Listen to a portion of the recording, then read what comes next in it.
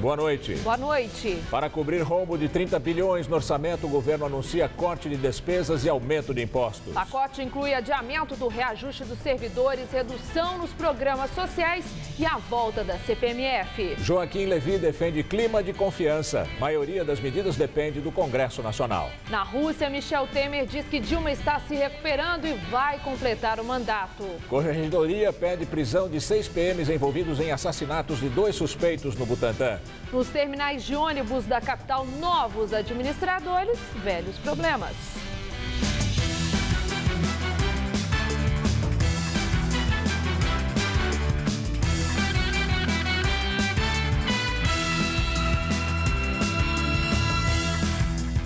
Mais 6 policiais militares tiveram a prisão decretada hoje, acusados de assassinar 2 homens no Butantã, na zona oeste de São Paulo. Ao todo, 15 PMs são investigados pelos crimes que aconteceram no último dia 7 de setembro. 10 policiais militares prestaram depoimento hoje cedo. A Corregedoria solicitou a prisão de 6 deles por envolvimento na morte de um homem no último dia 7 de setembro. Os outros 4 PMs seguirão detidos para novos esclarecimentos. Nem as patentes, nem os nomes dos policiais foram divulgados. Imagens feitas por um telefone celular mostram um militar rendendo Fernando Henrique da Silva em cima do telhado de uma casa no Butantã, na zona oeste da capital. Fernando é algemado e depois empurrado pelo policial de uma altura de 8 metros. Nas imagens, também é possível ouvir 2 disparos. O corpo do rapaz foi encontrado no quintal. No sábado, o repórter Vitor Bonini conversou com esta mulher, que prefere não ser identificada. Ela é sobrinha da dona da residência onde tudo aconteceu. O que a gente ouvia era bastante barulho e tiro. E aí interditou, a gente não tinha acesso, né, mais ao quintal. Foi uma coisa muito desagradável, né, porque a nossa rua toda aqui, que sempre foi uma rua relativamente calma, né, virou quase que um campo de guerra, né. O homem que aparece nas imagens estava com um comparsa. Os 2 teriam participado de uma tentativa de roubo a uma moto aqui nesta rua, perto da rodovia Raposo Tavares, na zona oeste. A polícia chegou bem na hora e os 2 fugiram em direções opostas. Houve perseguição e o veículo foi abandonado em uma outra rua a 15 minutos daqui. Foi quando este segundo homem foi capturado e supostamente executado pela polícia. A ação também foi gravada. Uma câmera de segurança da rua mostra Paulo Henrique Porto de Oliveira, de 23 anos, se rendendo. Ele chega a levantar a camiseta para mostrar que não está armado. Em seguida, é algemado. Depois, o PM tira a algema e o leva para o outro lado da calçada. Nesse momento, as imagens não mostram, mas Paulo é baleado com 2 tiros no abdômen. Enquanto isso, um policial vai até a viatura. Segundo o Ministério Público, ele volta com uma arma e coloca na mão do suspeito. Por causa desta gravação, outros 5 policiais tiveram a prisão decretada. Nas 2 situações, os PMs alegam que os 2 foram mortos durante troca de tiros. Ontem, outro episódio em que policiais militares são investigados por crimes completou 1 mês. É a chacina de Osasco e Barueri. Os ataques deixaram 19 mortos. Até agora, apenas 1 PM foi preso. Neste mês, a gestão Haddad transferiu a administração de 29 terminais de ônibus da capital para empresas que prestam serviço de transporte na cidade. Os passageiros contam que ainda não sentiram nenhuma diferença, mas com a mudança esperam melhorias no serviço. A mudança afeta mais de 700 linhas e 1.700.000 passageiros. 200 mil pessoas embarcam e desembarcam todo dia útil aqui no terminal Santo Amaro, na zona sul de São Paulo, o que torna esse terminal um dos maiores da capital. É tanta gente que agora aproveita essa troca de gestão para pedir a solução de problemas de que muita gente já falava antes. É muito cheio. Cheio quanto? Dá para entrar, não dá? Não, dá para entrar, só que tem algumas filas que são bastante cheias, por exemplo, a do Vargem Grande. No terminal Grajaú, também na zona sul, isso é o que mais se ouve. Para o seu José é ainda pior. Eu tenho direito nos bancos preferenciais, né? E eu chego, às vezes, já está ocupado por pessoas jovens e eles não me deram o lugar. E eu vejo que tem mulheres gestantes também que às vezes chegam, eles não deram os lugares, né? E a sujeira? Depende não só dos funcionários da limpeza, e sim do pessoal da consciência de cada um. Tem bastante pombo aqui também, pode trazer doenças. O pior é que o banheiro nem sempre está aberto. Está sempre fechado. Tem que atravessar, pegar lá em cima, usar o de cima. Aquele lá de baixo também está sempre fechado. No Terminal Bandeira, na região central, o banheiro também é motivo de reclamação. Não tem sabonete, não tem papel, sempre assim, a maioria dos terminais. Mas tem aqueles terminais em que os passageiros não têm do que reclamar, como Pinheiros, na Zona Oeste. Esse aqui, de todos assim que eu conheço, esse é o menor. E sabe esses ambulantes que vendem de tudo no meio da passagem? Mais reclamação. E quando a guarda municipal aparece, então? Ele sai correndo, né? Acaba atrapalhando, até machucando a pessoa, né? Colidindo as pessoas que estão passando aí. Mas a esperança é de que a estrutura desses terminais melhore. Tem que melhorar algumas coisas assim, em relação aos horários dos ônibus que chegam atrasados. Tem que melhorar também a fiscalização. Eu acho que quando um ônibus atrasa, deveria ter outro para substituir. E tem muitos carros dentro da garagem, porque não pega um carro para substituir. É muito ruim, é muita gente, é muito ônibus que demora, né? Então eu gostaria que mudasse em tudo. Tem muito que melhorar. De acordo com a SP Trans, o valor de gerenciamento dos terminais, atualmente sob a responsabilidade das concessionárias do sistema de transporte coletivo, gira em torno de 17 milhões de reais por mês.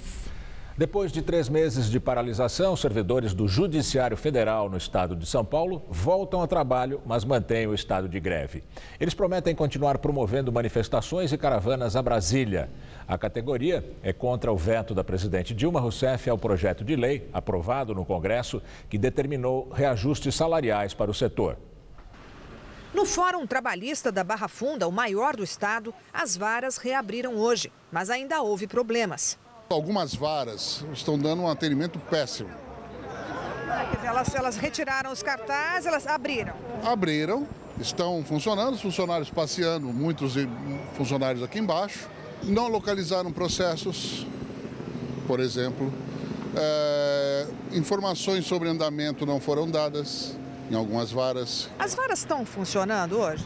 Nem todas. Algumas estão funcionando e outras eu vi que tem filas e o pessoal as secretarias, né? E as audiências estão tendo normalmente, inclusive eu tive uma agora. Este outro advogado diz que os processos que ele representa estão parados desde junho, quando começou a greve. Mesmo com a decisão favorável do juiz, um cliente dele não consegue receber o dinheiro fruto da reclamação trabalhista. O dinheiro já está disponível para a liberação, só que precisa fazer o alvará. Com a greve dos serventuários, esses alvarás não são expedidos. Aí o cliente não recebe? Não recebe, fica parado até a expedição desses alvarás. Esta advogada chegou a apelar para a corregedoria do tribunal para conseguir ver um processo. Por ser um processo trabalhista, Justiça do Trabalho, então, assim, eles têm preferência, tanto no recebimento, né, na questão de uma execução, então acabando demorando, tendo essa demora, tem pessoas que dependem do processo trabalhista, né? A gente, infelizmente, não consegue trabalhar. Em São Paulo, os servidores do Judiciário Federal, vinculados aos tribunais do Trabalho, Eleitoral e à Justiça Federal, decidiram suspender a greve, mas prometem manter os chamados apagões.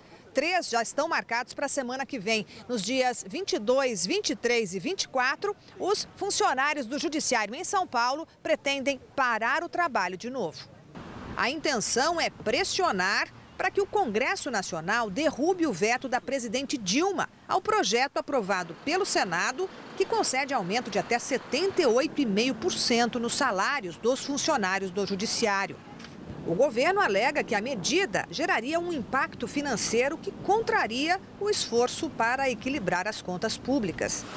Os servidores recusaram a proposta elaborada pelo Supremo Tribunal Federal em negociação com o Ministério do Planejamento de 41% de reajuste escalonado. Continuam em greve por aumento de salário e contra demissões os servidores do INSS em todo o Brasil e os funcionários da Unicamp, em Campinas, no interior de São Paulo. Há greves parciais também no setor privado, de metalurgia e autopeças. E o fim de semana foi gelado aqui na capital paulista, mas a segunda-feira começou um pouco mais quente. O sol voltou a predominar em todo o estado de São Paulo. E tudo indica que o sol veio para ficar a semana inteira, viu? Agora vamos à previsão com Mariana Armentano. Para essa terça-feira, a previsão é de sol, mas com algumas pancadas de chuva na maior parte do Brasil. Como a gente vê no mapa, em toda essa área em verde mais claro, as chuvas acontecem entre a tarde e a noite e de forma isolada. As pancadas só devem ser mais volumosas nessas partes escuras, entre o Amazonas e o extremo norte de Rondônia, entre o sul da Bahia, nordeste de Minas até o norte do Rio de Janeiro. E já nessas áreas em amarelo, o dia será de sol e calor. Vai fazer até 28 graus amanhã em Belo Horizonte, 29 no Rio de Janeiro, 33 graus em Campo Grande, 37 em Cuiabá e também em Palmas, e em Teresina vai fazer 38 graus. Aqui em São Paulo, a semana vai ser bem diferente da anterior. O sol volta a predominar e faz calor em todo o interior do estado. Esquenta até aqui na faixa leste. Vai fazer até 29 graus em Caraguatatuba, no litoral, e 31 na cidade de São José dos Campos. No Vale do Paraíba e aqui na Grande São Paulo, podemos ter alguma chuva, mas bem pontual e passageira. O predomínio também será de sol e calor. Aqui na capital, mínima de 15 graus nessa madrugada e à tarde, máxima na casa dos 27 graus. Na quarta-feira, o calorão chega a ser de 30 graus por aqui e tempo firme. E não para de esquentar. Na quinta-feira, a expectativa é de que os termômetros cheguem à marca dos 32 graus. Diante da falta de segurança e da dificuldade de acesso ao transporte público, o jeito é improvisar. Moradores de um bairro pobre de São Bernardo do Campo criaram um serviço para atender os próprios moradores. Motoristas transformaram os carros em táxis comunitários, mas o serviço não tem autorização da prefeitura. Os carros ficam parados bem em frente a esta unidade de pronto atendimento numa das avenidas mais movimentadas da Vila São Pedro. Eles não estão identificados como táxis, mas aqui todos conhecem o serviço. Todo dia eu pego os meninos da lotação aqui, todo dia, é muito bom. E quem precisa desse tipo de transporte não encontra dificuldade. Basta embarcar em um dos 70 veículos disponíveis e pagar a mesma tarifa cobrada nos coletivos da cidade. R$ 3,50, e o passageiro é levado até o terminal de ônibus ou ao paço municipal. Vou esperar o próximo ou chegar atrasado, aí vem cobrança para mim. Acompanhamos um passageiro. Bruno mora em São Bernardo do Campo e trabalha como operador de caixa em São Paulo. Ele prefere utilizar o serviço prestado pelos carros ao ônibus. Com o táxi comunitário, eles vêm e cortam o caminho por dentro do bairro, então acaba desviando do trânsito, não tem a parada. Então acaba sendo uma viagem mais rápida. Vanderlei representa os motoristas do que chamam de táxi comunitário.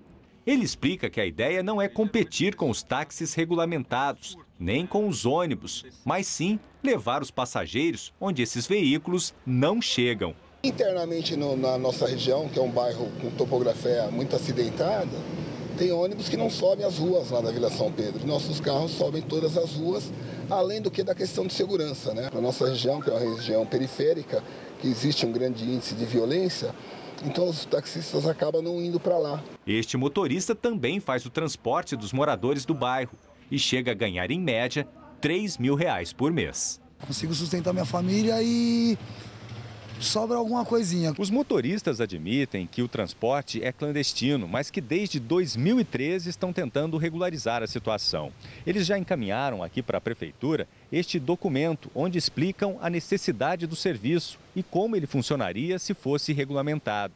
Mas, segundo eles, até agora não obtiveram resposta. De suma importância, não só para a preservação dos passageiros e a segurança dos passageiros, como também para os direitos trabalhistas dos motoristas. No caso de um acidente, nós precisamos ter uma cobertura para isso. E a regularização traria isso para nós com mais facilidade.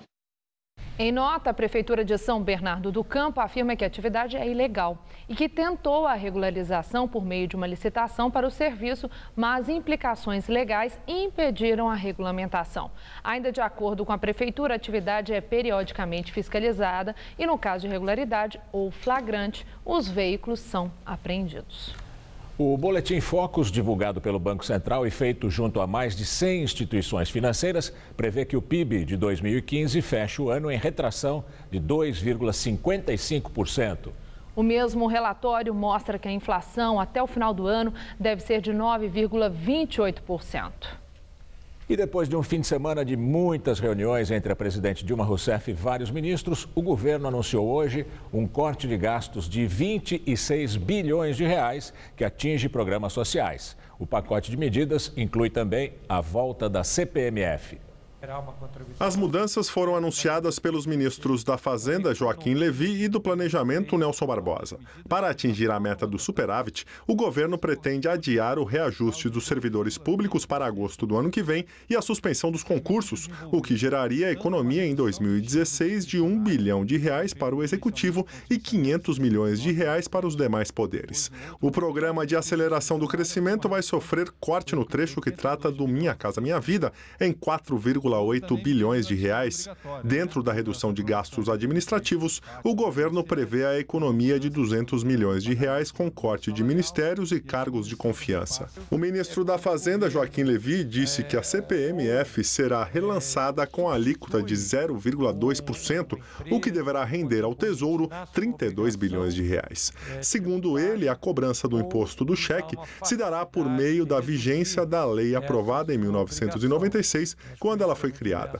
O tributo será provisório e destinado para cobrir o rombo na Previdência. Nosso objetivo é que a CPMF não dure mais que 4 anos. Obviamente, o próximo governo, se ele quiser, ele pode revogar, assim que ele assumir, ele revoga a CPMF. Mas seria, eu acho, que inadequado que se fizesse uma previsão que acabasse absolutamente em 2018 e quem entrasse tivesse que se haver com uma nova receita. Os brasileiros que vendem imóveis também serão tributados a mais. O aumento será escalonado de 15% a 25%, dependendo do valor do imóvel, mas Levy fez observações para que as novas medidas entrem em vigor. Algumas medidas são medidas totalmente do governo, muitas exigirão a cooperação do Congresso, para se tornarem lei, para se tornarem efetiva, e, evidentemente, todas exigirão o esforço, a participação, a confiança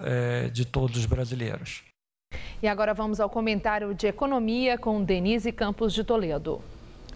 Olha, matematicamente as contas podem até fechar ou se aproximar mais da meta. O governo está cortando o que pode, buscando arrecadação onde quer. Está jogando para a sociedade e os parlamentares boa parte da responsabilidade na implementação do ajuste. Vai sobrar para todo mundo. Talvez fossem medidas melhor aceitas se tivessem sido apresentadas logo no início do governo, antes do desgaste político, da queda de popularidade, do agravamento da crise econômica. Hoje, o custo será muito maior para a população, as empresas, a atividade econômica e também do lado político. Será que o Congresso está disposto mesmo a endossar as medidas que dependem dele? Parlamentares vão redirecionar emendas? Qual será a reação do funcionalismo, dos políticos, dos empresários, dos movimentos sociais? Todo mundo vai ser atingido. Vão ser cortados gastos até em áreas prioritárias, carentes, como saúde. Programas que o governo garantiu que eram intocáveis, como Minha Casa Minha Vida. Custos vão subir por outro lado, estímulos serão cortados para exportadores, para quem investe em inovação. A atividade econômica pode sair ainda mais prejudicada, sendo que o país, na projeção do mercado, como nós vimos, já deve ter neste ano uma retração de mais de 2,5% do PIB. O governo ainda quer a volta da CPMF. Olha só, o imposto que pesa proporcionalmente mais para quem ganha menos, incide várias vezes na produção, interfere nos custos, na inflação. Mas é fácil de arrecadar e dá a impressão que não pesa tanto. Só que já foi muito criticada quando essa ideia foi lançada algumas semanas atrás. Será que alguma coisa mudou? O mercado até reagiu bem hoje. O dólar caiu e a bolsa subiu, mas antes da divulgação do pacote integral de ajuste. A preocupação mais imediata é com o risco de novos rebaixamentos da nota de avaliação do país, o que poderia ter repercussão pior para a economia.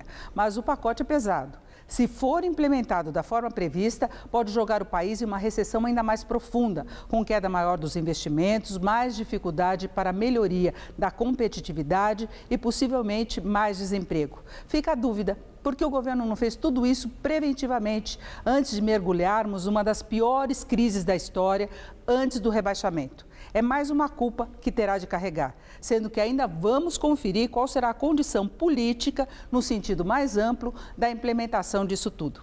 Eu volto na quinta. Até lá.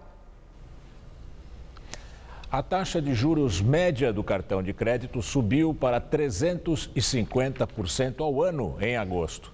Segundo dados divulgados hoje pela Associação dos Executivos de Finanças, é a maior taxa cobrada de pessoas físicas desde março de 99, no início do segundo mandato do presidente Fernando Henrique. De acordo com os executivos de finanças, esse aumento é reflexo da desaceleração da economia, que eleva o risco de falta de pagamento e também das altas do juro básico pelo Copom. O dono da empreiteira UTC e delator da Operação Lava Jato, Ricardo Pessoa, disse que o ministro da Casa Civil, Aloysio Mercadante, presenciou um acerto de Caixa 2 para sua campanha ao governo paulista em 2010. De acordo com Pessoa, o encontro aconteceu na casa de Mercadante, em São Paulo, com a participação do coordenador da campanha, Emídio de Souza, e do presidente da Constran, João Santana. A empresa pertence ao mesmo grupo da UTC. Nessa reunião, segundo o empreiteiro, Emídio pediu que R$250 mil fossem doados oficialmente e outros 250 mil em espécie. Mercadante, conforme a versão, presenciou tudo, mas não fez nenhum comentário. Pessoa também relatou pagamentos ilegais ao senador Aloysio Nunes Ferreira, do PSDB, na eleição de 2010. O empreiteiro diz que o tucano solicitou que R$300 mil fossem pagos oficialmente e outros 200 mil em dinheiro. Mercadante e Aloysio Nunes negam irregularidades. O caso será analisado pelo ministro Celso de Mello, do STF. Caberá a ele decidir se abre inquérito para investigar os dois. O ministro Gilmar Mendes, do Supremo Tribunal Federal, diz que corrupção não tem a ver com financiamento eleitoral. Gilmar Mendes participou em São Paulo de um seminário sobre saídas para a crise, promovido pela OAB. Os fatos revelados só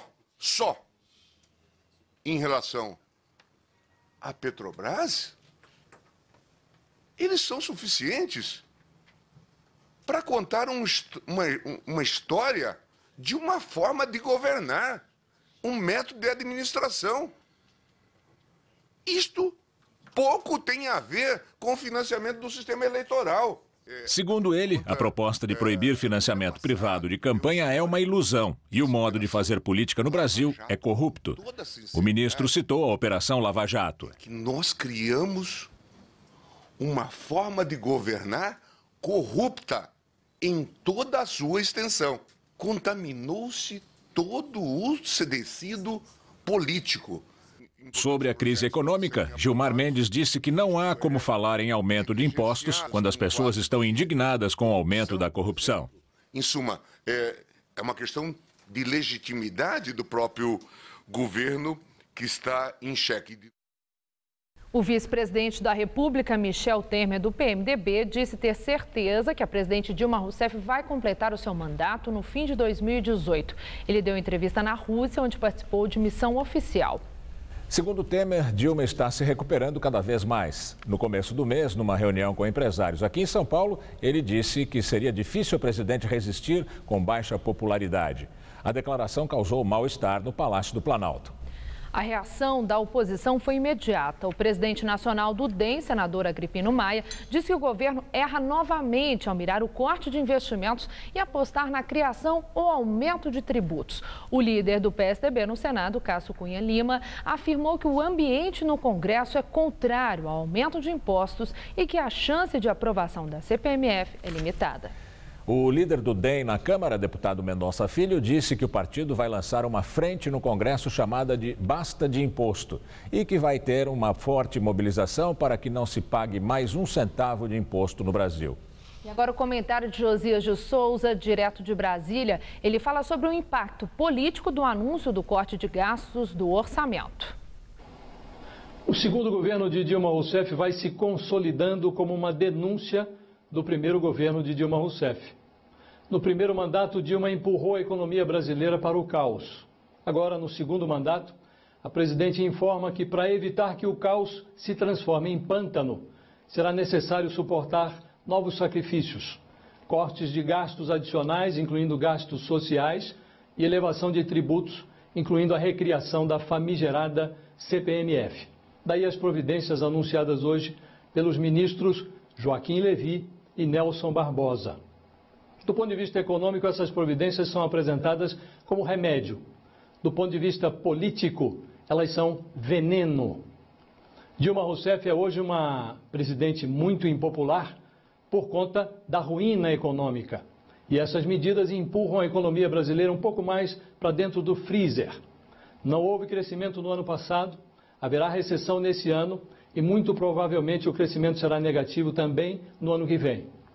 O prestígio de Dilma vai ao subsolo. Por mal dos pecados, boa parte das medidas anunciadas hoje depende de aprovação do Congresso. Sem maioria no Legislativo, Dilma frequenta a cena mais ou menos como uma santa de procissão. Ela percorre o seu caminho rumo a 2018, imaginando que os devotos a acompanharão em suas preces. O diabo é que um grupo de ex-devotos se associa à oposição e procura a saída de emergência do impeachment. Boa noite. A Petrobras anunciou hoje que o presidente do Conselho de Administração da companhia, Murilo Ferreira, vai sair de licença do cargo até 30 de novembro. Segundo a agência de notícias Reuters, a licença foi requerida por Murilo para que ele possa se concentrar na gestão da mineradora Vale, onde ocupa o cargo de presidente executivo. A Petrobras não deu detalhes sobre o motivo do afastamento. Já a Vale confirmou o pedido de licença no Conselho da Petrobras e disse que a decisão foi tomada por razões pessoais. O presidente da Câmara dos Deputados, Eduardo Cunha, do PMDB, alegou questão de requisitos formais e devolveu 13 pedidos de impeachment da presidente Dilma Rousseff, um deles feito pelo jurista Hélio Bicudo, o fundador do PT. Cunha deu prazo de 10 dias para os documentos serem reapresentados. E agora vamos ao comentário de política com Bob Fernandes. Cresce o cerco dos que querem o impeachment de Dilma. Ainda falta coesão entre os que disputam o poder e clareza sobre os riscos da operação. Riscos internos e externos. Internos porque, passado down e perplexidade, virá a realidade. A conta gigantesca e o contra-ataque dos que têm pressa e fome. Risco externo porque derrubar presidente é ato seríssimo. Mancha quem cai. Mas pode manchar sempre, para sempre, quem, mesmo com a mão do gato, derruba. Se não for ação estritamente ilegal, aos olhos da história e do mundo, será altíssimo o custo de voltar a portar-se como republiqueta de bananas e golpes. A cada mês tem mudado o motivo para se pedir o impeachment. Do motivo moral, que é a corrupção, à óbvia incompetência e mediocridade em ações do governo. A moralidade é caolha, de ocasião. Nunca persistiu na investigação de mega escândalos da oposição, silencia, esconde ou encolhe delações e acusações contra líderes da oposição. Mensalões, por exemplo. O do PT está nas manchetes há 10 anos e deu cadeia.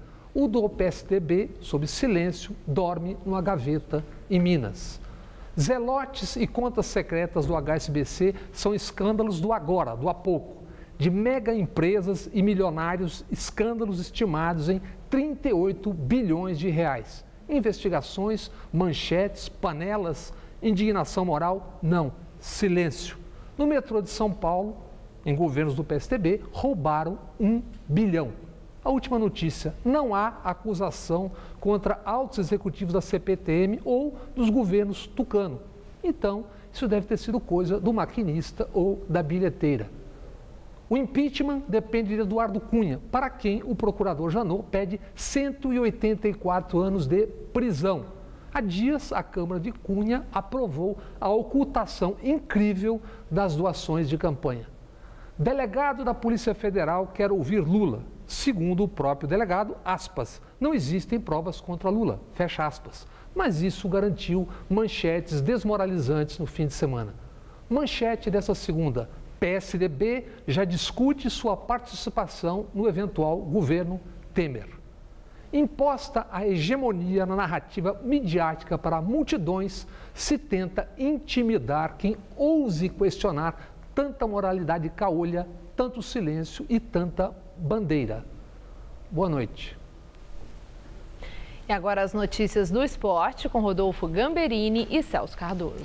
O Corinthians continua líder isolado do Campeonato Brasileiro. E a vitória sobre o Joinville deu mais fôlego ao time e aumentou a diferença para o segundo colocado, não é, Celso? Pois é, Gamberini, agora são 5 pontos de vantagem sobre o Atlético Mineiro. Uma boa margem para os corintianos que têm jogos difíceis nas próximas rodadas.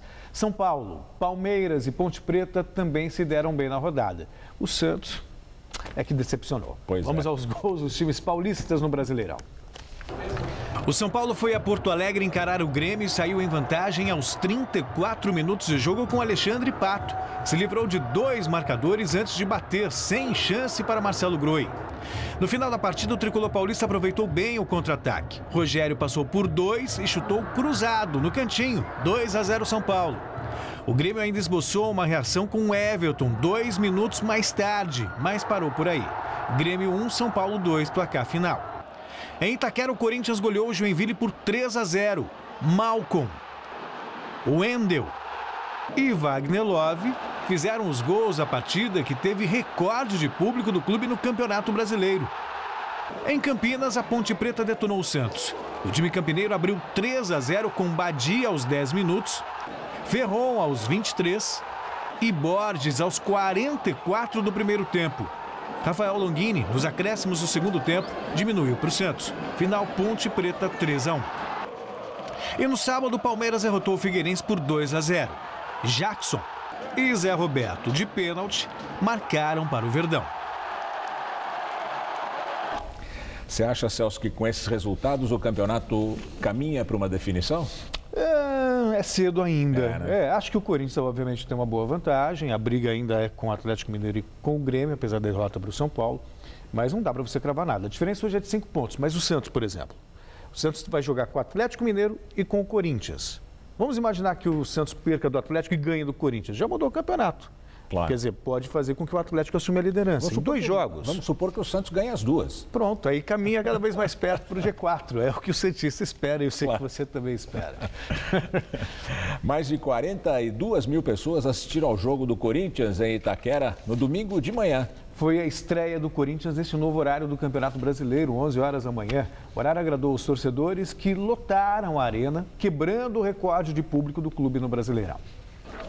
O dia amanhecer nublado não desanimou quem resolveu acordar cedo para ver o time do coração em campo. Corinthians! Esse horário é bom porque depois a gente consegue almoçar com a família, né? E bom também que não está muito sol, não atrapalha muito o time jogando. Eu gostei do horário assim. Por mim tinha que ser todos assim, de domingo. Pela primeira vez no Campeonato Brasileiro, o Corinthians jogou às 11 horas da manhã, recebendo o Joinville em casa.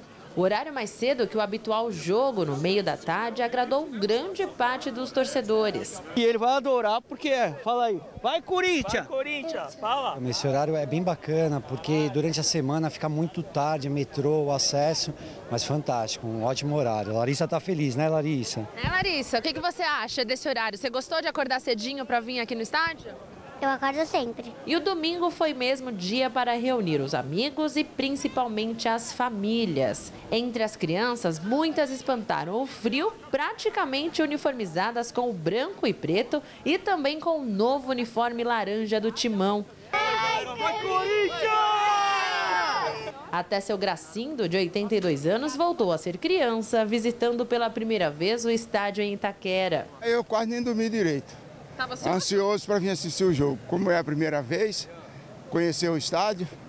Nas arquibancadas, recorde de público, 42.075 pessoas. O horário mais cedo movimenta também todo o comércio aqui no entorno do estádio. Esta lanchonete, por exemplo, nem costuma abrir aos domingos, mas o dono resolveu apostar no faturamento extra, de olho nos torcedores. Devido ao jogo do Corinthians, do grande jogo, né? Vamos abrir agora. Domingo que vem também. O comércio vizinho decidiu atrair os clientes pelo estômago na saída do jogo. É isso que nós estamos esperando, que a família volte e venha almoçar, né? Já que não deu tempo, acordaram e foram direto para o campo, né? Já que a partida no novo horário não é transmitida pela TV aberta, o jeito foi tomar o café da manhã fora de casa. Vem aqui ver com os coleguinhas, tomar uma cerveja com eles, né? Tomar um café, é bom, 11 horas é bom horário. Mas há quem não dispense a cerveja, seja qual for o horário do jogo. Assim, começar às 2 horas, tem que começar às 11 horas agora. Tem que começar junto com o jogo. Assistindo o jogo, tomando uma cervejinha, não dá bom não? Parece que esse novo horário, 11 horas da manhã, foi unanimidade. Todo mundo gostou. Caiu no gosto da torcida. Treinadores, jogadores torcem um pouco o nariz porque atrapalha um pouco a preparação. Mas para os torcedores... No dia do jogo fazem preparação? Da alimentação, não tem o almoço, tem que fazer um café mais cedo, reforçado, coisas do gênero. Mas para o torcedor caiu no gosto. Todos os jogos às 11 horas da manhã tiveram um público muito bom. E a gente tem a expectativa de Corinthians e Santos também, no próximo final de semana, ter um público tão grande quanto. E o Vasco parece que está tirando o pé da lama, venceu a segunda seguida no campeonato, hein, Celso? O time ainda está na lanterna, mas deixou a torcida um pouco mais animada com a segunda vitória consecutiva. Além do Vasco, Joinville, Avaí e Curitiba estão na zona do rebaixamento. O Coritiba recebeu o Internacional no Couto Pereira e foi derrotado graças ao gol solitário de Vitinho já nos acréscimos da primeira etapa, 1-0 Inter. No Maracanã, o Vasco saiu na frente do Atlético Paranaense com essa bomba de Júlio César logo aos 4 de jogo. Nenê, aos 2 minutos da segunda etapa, fechou a conta batendo pênalti. Vasco, ainda lanterna, 2, Atlético Paranaense 0. O Flamengo foi à Arena Condá enfrentar a Chapecoense e abriu o placar com Paulinho aos 10 minutos de partida. Aos 32, o rubro-negro ampliou com Canteiros. O time da casa foi para cima e descontou com Bruno Rangel, cobrando pênalti aos 35 do segundo tempo. Mas o Flamengo soube aproveitar o contra-ataque e matou o jogo com Kaique tocando na saída do goleiro. Final, Chapecoense 1, Flamengo 3. O Clássico Mineiro em Belo Horizonte começou com o Cruzeiro abrindo o placar aos 37 minutos de partida no chute fraco de William, que o goleiro Vitor acabou aceitando. O Atlético Mineiro escapou da derrota já no fim da partida. Carlos se antecipou à zaga e deixou tudo igual no Mineirão. Cruzeiro 1, Atlético Mineiro também 1. O Avaí fez a lição de casa ao bater o Goiás na ressacada. E olha que os goianos saíram na frente com esse gol de Bruno Henrique, que o goleiro Wagner deu uma bela ajuda. O time catarinense só conseguiu a virada nos minutos finais. Aos 39 do segundo tempo, Emerson subiu no segundo andar para deixar tudo igual, 1-1. E aos 48, Marquinhos deu uma bicicleta. O goleiro Renan pegou, mas deixou a bola escapar. André Lima se aproveitou da indecisão para pressionar o goleiro goiano e a bola acabou entrando. Apesar das reclamações de falta do time do Goiás, o juiz validou o lance e ficou assim, Avaí 2, Goiás 1. E na Arena Pernambuco, o Sport acabou com um jejum de 10 partidas sem vencer. Vitória por 1-0 em cima do Fluminense. Gol do lateral Danilo em uma bomba de pé esquerdo. Aquela do jogador em cima do goleiro não foi falta, foi atropelamento. Exatamente. Inadmissível não marcar uma falta dessa. Obrigado, Celso. Boa noite, até amanhã. Boa noite, até amanhã. Oi, Estela. Daqui a pouco, os judeus comemoram a chegada do Ano Novo e o drama dos refugiados. A União Europeia diz que vai usar a força militar para combater os traficantes de pessoas no mar Mediterrâneo. Nesse mundo, tudo evolui. A moda evoluiu. Os carros evoluíram. Os tratamentos de beleza também evoluíram. E make-up anti-sinais. Uma combinação de creme e cápsulas. O creme atinge as camadas mais profundas da pele e as cápsulas agem onde os cremes não chegam. Resultado? Com o Imecap Anti-Sinais, os sinais da idade não aparecem. Imecap Anti-Sinais, a evolução no tratamento de beleza. A mentira tem perna curta? Tem, e infelizmente a memória também. Por isso, nós estamos sempre de olho para fiscalizar serviços públicos e promessas políticas. TV Gazeta. Bom te ver sempre bem. Não importa o continente, o endereço, a distância. Com o Sedex Mundi, os Correios oferecem para você uma rede internacional de entregas em mais de 200 países. Sedex Mundi é o mundo logo ali e com o mesmo padrão de qualidade. A sua encomenda entregue no prazo combinado. Hi there. Chef. Bem na hora. Let's go, everybody. We'll open in 30 minutes. Serviços internacionais. Um mundo mais perto de você. O programa Mais Médicos do Governo Federal é muito mais que médicos. Para a enfermeira Gisele, é mais carinho e dedicação no jeito de atender. Para o Dr. Felipe, é mais proximidade com seus pacientes. Para seu Floriano, é mais tranquilidade e confiança. Para a Uiana, é mais proteção para ela e toda a sua comunidade. Para a Gabriele, são mais oportunidades, com mais de 11 mil novas vagas em medicina até 2017. E para todos nós, é o governo federal trabalhando para oferecer cada vez mais saúde a 63 milhões de brasileiros que não tinham atendimento médico. Acesse e confira se a sua cidade já foi beneficiada e acompanhe as ações do programa. O Brasil do Mais Médicos é o Brasil que cuida, educa e avança. Governo Federal. Nesse mundo tudo evolui. A moda evoluiu. Os carros evoluíram. Os tratamentos de beleza também evoluíram. E make-up anti-sinais. Uma combinação de creme e cápsulas. O creme atinge as camadas mais profundas da pele e as cápsulas agem onde os cremes não chegam. Resultado? Com o make-up anti-sinais, os sinais da idade não aparecem. E make-up anti-sinais. A evolução no tratamento de beleza. Vem aí a maior premiação do futebol brasileiro. E o vencedor é? Vem aí, 12º Troféu Mesa Redonda, em dezembro. Troféu Mesa Redonda. Oferecimento LuxColor. Tudo que é muito bom é tão bom quanto pintar com LuxColor. Baltec. Super manta líquida impermeabilizante. Kron. Construa sua força.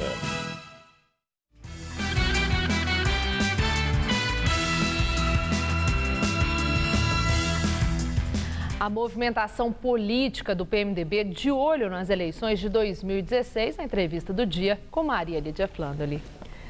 Para falar sobre o PMDB da capital paulista, faltando pouco mais de um ano para a eleição municipal, eu entrevisto Nelo Rodolfo, vereador na 3ª legislatura e líder do PMDB na Câmara Municipal.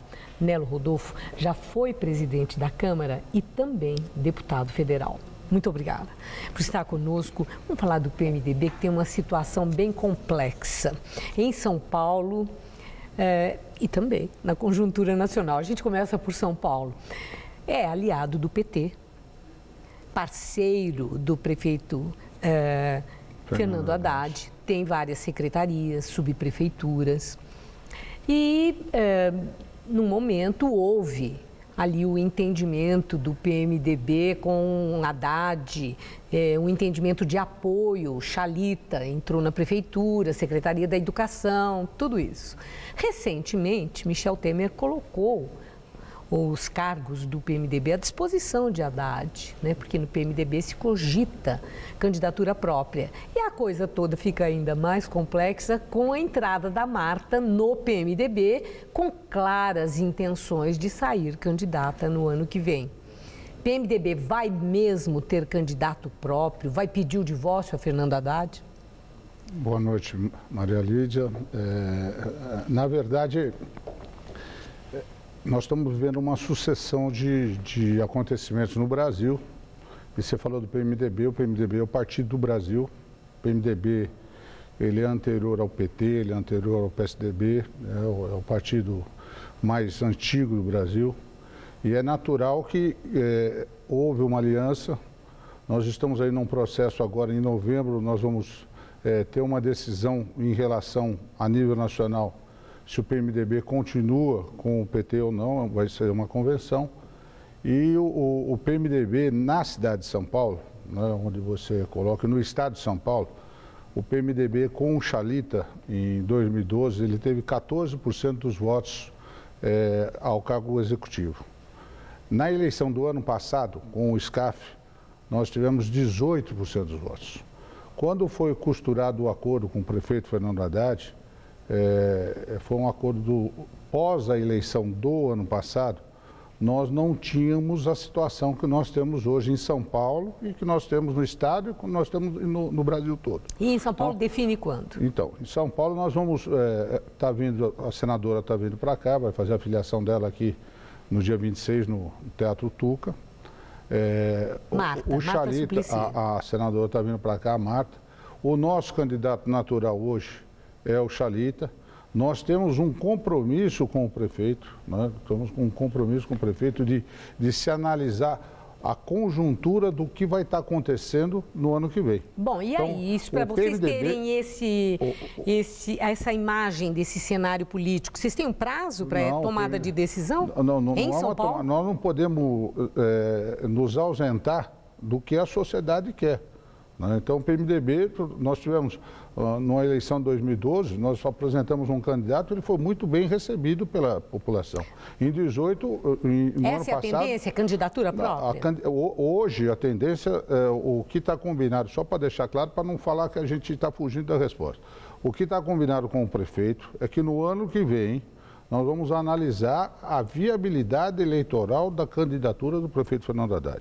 Mas a vontade hoje do partido, decidida na executiva do partido, é que a gente tenha o nosso candidato. Certo. E hoje o candidato natural é o Chalita. Agora, a Marta está vindo para cá, você mesmo disse que ela vem. Mas vai ter prévia, porque a Marta claramente quer essa oportunidade e já abriu o jogo com o Temer. Eu acho que quem tiver melhor eleitoralmente vai ser o candidato. Nós caminhamos para uma prévia, né, para ser decidido quando tiver a convenção do partido, que vai decidir só em junho do ano que vem. Mas não é muito em cima? Mas eu acho que em março, a partir de março, nós vamos analisar o primeiro, o que vai ter aqui em São Paulo, por exemplo. Em Brasília vai ter lá, olha, o PMDB continua com o PT ou não? A pergunta é essa, né?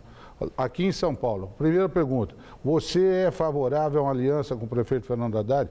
E o delegado convencional do partido vai dizer se ele é favorável ou não. Tá certo? Agora, como é que a senadora Marta Suplicy foi recebida no PMDB? Porque Chalita já estava no PMDB e Marta, vindo com as mesmas intenções que ele, traz ali uma coisa de competição. Pode acontecer um racha no PMDB com a entrada da Marta, considerando as intenções do Chalita? Eu acho que ela é muito bem-vinda, ela é uma senadora da República, é uma mulher valorosa, foi prefeita de São Paulo, ela é muito bem recebida. Eu acho que ela só vai engrandecer o PMDB. E uma disputa com o Chalita hoje é o secretário número 1 da prefeitura. O que ele fez já na educação em pouco tempo, poucas pessoas fizeram. Então, eu acho que nós temos aí, hoje o PMDB, que é o maior partido do Brasil, hoje ele tem na cidade de São Paulo, ele vai ter 2 quadros para até na questão da eleição. Mas a senadora não está vindo para o PMDB com a questão de, olha, eu sou candidata, goela abaixo, nada disso. Ela vai participar de um processo político, ela vai ter que se adequar ao partido, ela não está mais no PT, ela está no PMDB. Então, naturalmente, ela vai... Ela já está, né? Ela já está articulando, já está encontrando os vereadores, promovendo jantar, conversando com o Chalita. Ela está realmente em articulação. Encontrou o presidente Michel Temer também. Isso, Temer. Encontrou todos. Agora, nesse cenário de São Paulo, vereador, o senhor é comunicador, é jornalista, radialista. Quando foi eleito vereador, teve assim a maior votação de São Paulo, essa força da mídia tem muito significado, não era conhecido politicamente, conquistou o seu espaço na Câmara e lá chegou até a presidência da casa. Foi reeleito, está na 3ª legislatura. A minha indagação considerando os pré-candidatos que são de mídia também, que já apareceram aí no cenário político, no seu entender, pode acabar com o sonho do PMDB, o da Atena, por exemplo, muita popularidade, Russomano e o João Dória Júnior? Olha, quando você vai votar para prefeito, é diferente você votar para vereador. Quando você vai votar para governador, é diferente de você votar para deputado. Então, eu acho que o fato dos nossos colegas participarem da eleição, eu fico muito feliz como jornalista por eles participarem. Sim, mas eles podem acabar com o sonho do PMDB pela popularidade? Eu acho que se você analisar que nós tivemos 14% há menos de 4 anos e agora 18 na última eleição, eu acho que o morador de São Paulo, ele não está naquela situação de PSDB e PT. O morador de São Paulo, ele quer mudança. Então, eu acho que o candidato que nós apresentamos à cidade, ele vai trazer as mudanças que o morador de São Paulo quer. E Nelo Rodolfo, será candidato novamente a vereador no ano que vem? Você sabe que eu estava na rádio, estava feliz na rádio, daí o Chalita veio para o partido e eu acho que a tendência é que eu seja candidato, mas eu acho que está cedo ainda. A tendência é sempre que o vereador seja candidato à reeleição, né? Mas se Deus quiser nós vamos estudar e eu acho que nós vamos fazer uma grande chapa de vereadores. Muito obrigada por sua entrevista, uma boa noite. Boa noite. Estela. Vários países da Europa passam a controlar suas fronteiras para organizar ou impedir a passagem de refugiados. O bloco vai usar força militar para combater os traficantes de pessoas no mar Mediterrâneo. Navios de guerra europeus vão poder abordar os barcos suspeitos, fazer buscas, apreensões e prisões de suspeitos de tráfico. Neste fim de semana, mais um naufrágio na costa da Grécia deixou pelo menos 34 mortos. Os ministros do interior da União Europeia discutem a redistribuição de 160 mil pessoas que buscam asilo no bloco. Os detalhes do esquema ainda não foram definidos. A crise migratória ameaça a política da Europa sem fronteiras, que existe há 20 anos. A Alemanha restabeleceu o controle de documentos em caráter provisório. O governo alemão afirma que não se trata de fechamento e que a restrição temporária só se aplica à fronteira com a Áustria, com o objetivo de impor uma certa ordem diante da crise. A Áustria enviou soldados para reforçar o controle na fronteira com a Hungria. A Eslováquia e a Holanda também vão endurecer o controle. A Hungria fechou a principal passagem de sua fronteira com a Sérvia. Os trilhos estavam sendo usados há meses por milhares de pessoas que vinham da Sérvia e entravam a pé na União Europeia. E amanhã entra em vigor a nova lei húngara, que prevê prisão para quem entrar ilegalmente no país. Forças egípcias mataram 12 turistas por engano. Pelo menos 2 mexicanos estão entre as vítimas. O comboio de 4 jipes foi confundido com um grupo de militantes que estava sendo perseguido no deserto. Testemunhas contaram que aviões militares lançaram mísseis. Alguns turistas tentaram escapar e os soldados abriram fogo. O Ministério das Relações Exteriores do Egito disse que a área é restrita e a agência de turismo não tinha permissão para fazer o passeio. A agência nega que a área seja proibida e afirma que sempre fez passeios na região. O presidente do México, Enrique Peña Nieto, descreveu o incidente como trágico e exigiu uma investigação completa. A Colômbia afirma que 2 aviões militares da Venezuela invadiram seu espaço aéreo pela segunda vez em 2 dias. A Venezuela nega a invasão e acusa a Colômbia de invenção. A crise diplomática entre os 2 países estourou em agosto, quando o presidente da Venezuela, Nicolás Maduro, ordenou o fechamento unilateral de várias passagens de fronteira e declarou estado de exceção em alguns municípios. O governo venezuelano alega que tomou a medida para evitar a ação do contrabando e de grupos paramilitares. Os judeus de todo o mundo comemoram a chegada do ano de 5.776. O Ano Novo Judaico, Rosh Hashanah, em hebraico, marca o aniversário da criação do mundo, de acordo com a Bíblia. A data tem como base o calendário lunar e é comemorada em 2 dias, com orações nas sinagogas e jantares festivos em família. A maçã mergulhada no mel simboliza um ano doce. A chegada do Ano Novo marca também o início de 10 dias de introspecção, que vão até o Yom Kippur, o dia do perdão. O Jornal da Gazeta termina aqui. A edição de hoje pode ser vista no site do Jornal da Gazeta. Mais notícias em nossa edição das 10. Uma excelente noite para você. Nós voltamos amanhã às 7 da noite. Uma boa noite e até lá.